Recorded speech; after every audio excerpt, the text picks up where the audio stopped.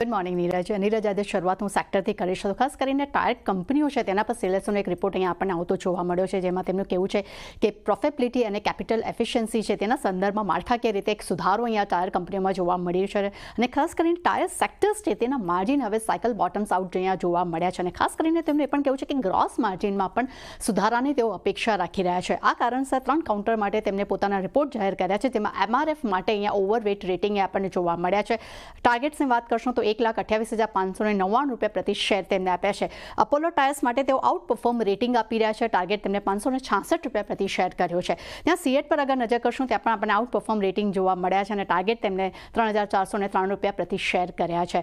ત્યારબાદ quick commerce પર આપણને HSBCનો રિપોર્ટ જોવા મળ્યો છે. તેમનું કહેવું છે કે ક્વિક કોમર્સમાં ગ્રોસ ઓર્ડર્સ વેલ્યુ પર ખાસ હવે નજર રહેશે, પરંતુ સાથે તેમનું એ પણ કહેવું છે કે ફૂડ ગ્રોથ જે છે તેમાં ઘટાડો જોવા મળી શકે છે અને 12% ગ્રોથ જે છે તે અહીંયા ઘટી શકે છે.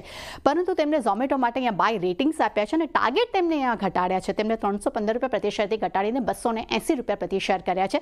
સ્વિગી માટે તેઓ હોલ્ડ રેટિંગ આપી રહ્યા છે. ત્યાં પણ એમને ટાર્ગેટ્સ ઘટાડ્યા છે. 260 રૂપિયા પ્રતિ શેરથી ઘટાડીને તેમને 385 રૂપિયા પ્રતિ શેર કર્યા છે. એટલે ક્વિક કોમર્સ માટે એમ કહી શકાય કે થોડો એક નેગેટિવ રિપોર્ટ્સ આપણે માની શકાય છે. ત્યારબાદ સેલ્સ પર નજર કરશું તો એબી ફેશન પર જેફ્રેસનો રિપોર્ટ અહીંયા જોવા મળ્યો છે. તેમને બાય રેટિંગ્સ આપ્યા છે. ટાર્ગેટ તેમને 315 રૂપિયા પ્રતિ શેર કર્યા છે. તેમનું માનવું છે કે કંપની જે છે તે નફા તરફ વધુ ફોકસ કરી રહી છે અને ખાસ કરીને આ કારણસર FY 25-27 દરમિયાન કંપનીના રેવન્યુ CAGR જે છે તે 10 થી 12% રહેવાના અનુમાન છે, જ્યાં એબિટા જે છે તે એબિટા CAGR 15% રહેવાના અનુમાન તેઓ રાખી રહ્યા છે.